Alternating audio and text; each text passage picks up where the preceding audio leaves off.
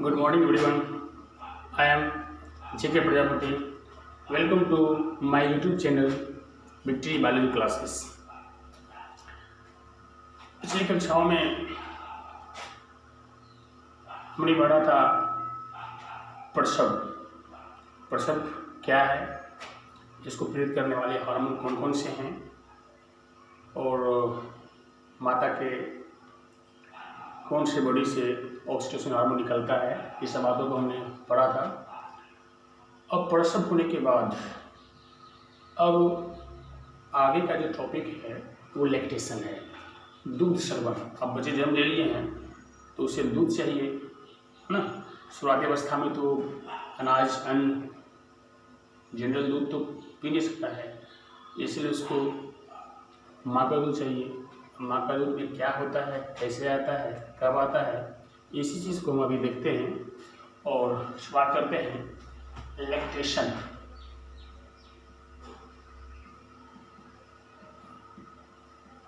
Lactation जिसको बोलते हैं दूध सेवन। इसे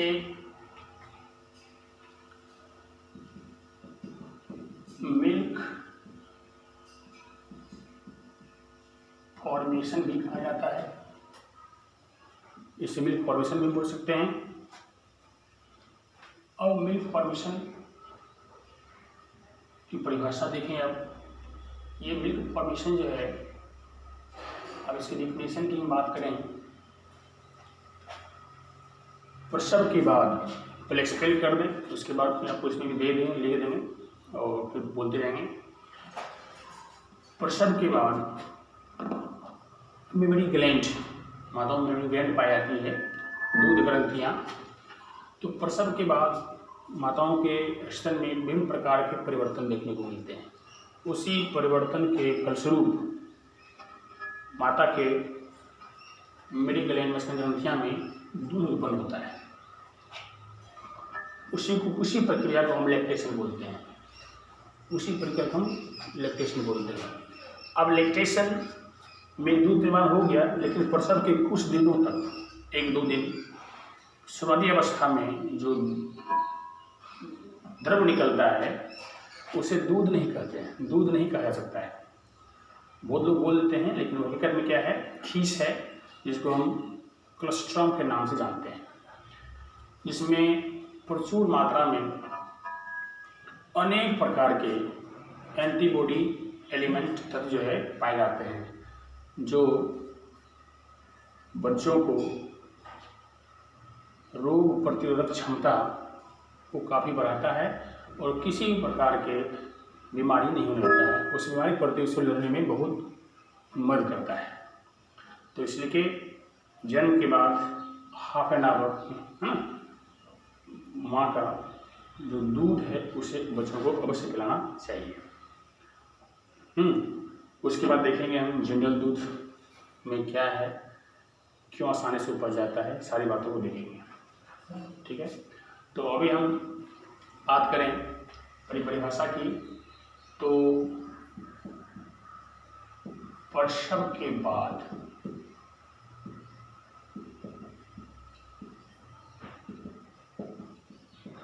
स्तन ग्रंथियां में दूध उत्पन्न होने की क्रिया प्रसव के बाद स्तन ग्रंथियां में दूध उत्पन्न होने की क्रिया है दूध सेवन या लैक्टेशन कहलाती है। अब परिभाषा इसकी हो गई, लेकिन अगर हम देखें कि कैसे, कहाँ से आती है और कौन से हार्मोन इसको प्रेरित करता है, उसके लिए क्या करेंगे हम। तो अगर प्रोसेस को देखते हैं तो आप इस तरह से आप समझ सकते हो कि जैसे एक माता में मेमोरी ग्लैंड हो गया, और मेमोरी ग्लैंड में जो है मिल्क ग्लैंड बन जाता है, आ जाता है, हो जाता है, मिल्क ग्लैंड बनता है। मेमोरी ग्लैंड से मिल्क ग्लैंड, और मिल्क ग्लैंड से और मिल्क ग्लैंड में क्या है, मेमोरी ग्लैंड में मिल्क ग्लैंड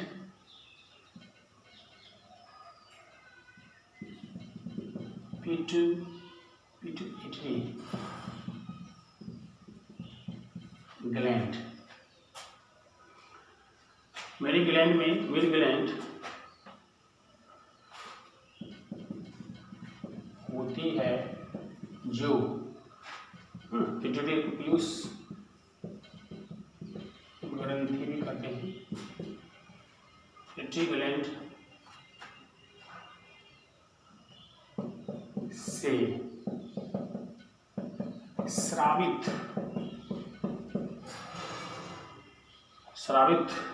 होने वाले प्रोलैक्टिन हार्मोन, क्या नाम है, प्रोलैक्टिन हार्मोन,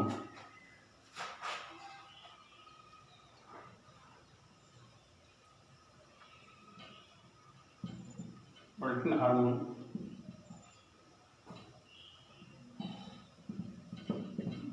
दूध के निर्माण में या दूध के निर्माण को प्रेरित करता है। दूध के निर्माण में सहायता करता है। कैसे कर सकते हैं, साबित होने वाले प्रोलैक्टिन हार्मोन दूध के निर्माण में सहायता करता है। अब प्रोटीन हार्मोन जो दूध के निर्माण में सहायता कर दिया, अब शुरुआती अवस्था में जो दूध मिलती है, अब वो क्या है, मैंने चर्चा पहले कर दिया है। शुरुआती अवस्था में जो दूध निकलता है हल्का दूध नहीं है। तब उसी बातों को लिखेंगे कि प्रसव के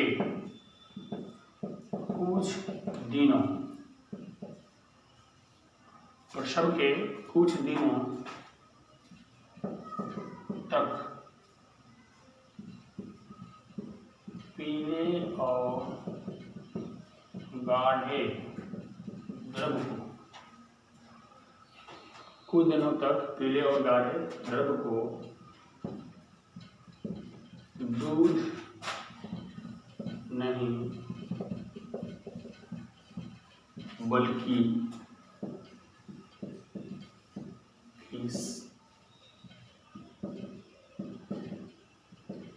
क्लोस्ट्रम कहते हैं। अब क्लोस्ट्रम कहते हैं, क्लोस्ट्रम है क्या, तो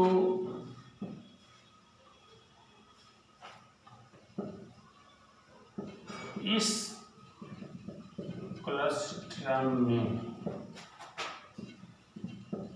अनेक प्रकार के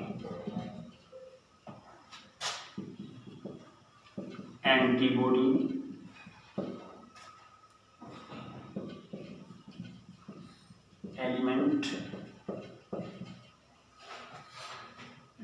एलिमेंट पाए जाते हैं, खासकर IgA, जिसमें प्रोटीन जिसमें प्रोटीन ग्लोबुलिन प्रोटीन प्रचुर मात्रा में होता है, इसमें वसा नहीं होता है। तो हम इसलिए पाए जाते हैं खासकर IgA, इसका पूरा नाम एमिनो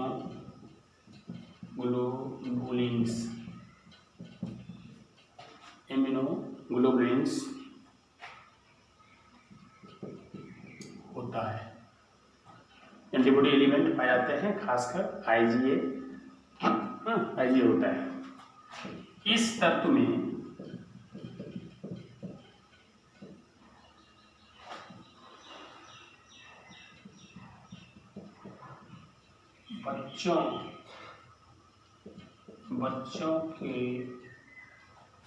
बच्चों को रोग प्रतिरोधक इस तत्व में बच्चों के लिए, इस तत्व में बच्चों के रोग प्रतिरोधक यह तत्व या यह तत्व कर सकते हो, यह तत्व बच्चों में रोग प्रतिरोधक क्षमता को बढ़ाता है, जिसके कारण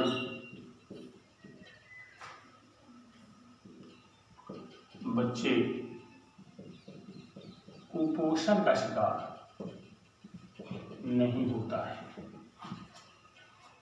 और जिस बच्चों में अगर इसकी कमी हो जाएगी, कोलेस्ट्रॉल नहीं पिएगा, उसको नहीं पिलाया जाएगा, तो भविष्य में बच्चे कमज़ोर होते हैं, किसी रोग को लड़ने की क्षमता उसमें बहुत कम होती है और जल्दी बीमार पड़ जाते हैं। इसीलिए आप लोग ये जानो, आसपास अपने समाज में बताइए कि प्रसव के हाफ एन आवर मीन्स आधा घंटा के बाद बच्चों को स्तनपान कराना चाहिए। तो शुरुआती दूध जो गाढ़े पीले रंग के होता है, कुछ लोग उसको नहीं पिलाते हैं, ये अमृत है, इसे पिलाना चाहिए, है ना। और कई दिन तक इसको पिलाते रहना चाहिए। बच्चे जैसे लगभग 6 मिनिमम 6 महीने तक बच्चे को इसका दूध पीना चाहिए, माँ का दूध पीना चाहिए। लेकिन शुरुआती कुछ दिनों में जो है गाढ़ा पिलाया जाएगा, धीरे धीरे पतला हो जाएगा। जब ये पतला होता है, नॉर्मल जो दूध रहती है, अब वो क्या है, अब कहाँ से उसका निर्माण होता है उसको देखते हैं। अगर आपको स्क्रीन शॉट लेना हो उसको आप ले लो, ठीक है। तो मिटाते हैं।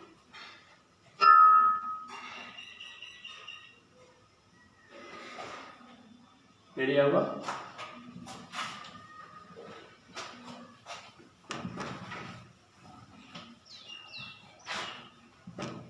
अब हम बात करें माता के द्वारा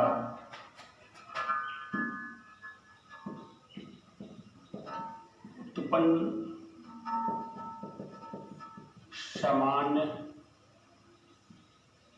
दूध, जो कोलेस्ट्रॉल के बाद जो नॉर्मल हो जाता है, उस दूध की बात मैं करता हूँ जो अंत तक निकलता है। माता के द्वारा उत्पन्न सामान्य दूध में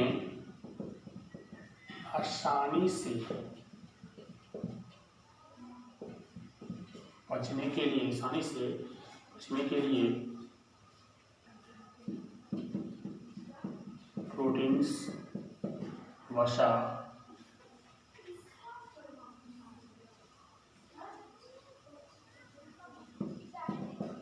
लैक्टोज और केसिन होता है। और इसका निर्माण मीन्स जो नॉर्मल दूध है उसका निर्माण, इसका निर्माण संचारी रक्त के पोषक पदार्थों द्वारा होता है। तो आप लोगों ने देखा इसको कि दुग्ध श्रवण को आज आप लोगों ने देखा। ये मानव जनन चैप्टर का जो दूसरा अध्याय था उसका ये अंतिम टॉपिक था। अब इसका नेक्स्ट अध्याय ह्यूमन हेल्थ, मानव स्वास्थ्य जो है वो नेक्स्ट टॉपिक आपका ये होगा। आप लोग इसको, इसे ऑब्जेक्टिव क्वेश्चन तो आप लोग तैयार कर लो। तब तक आप इसका सेल्फ स्टडी करिए और फिर अगले नए वीडियो मिलते हैं, ठीक है। ओके, तब तक के लिए बाय।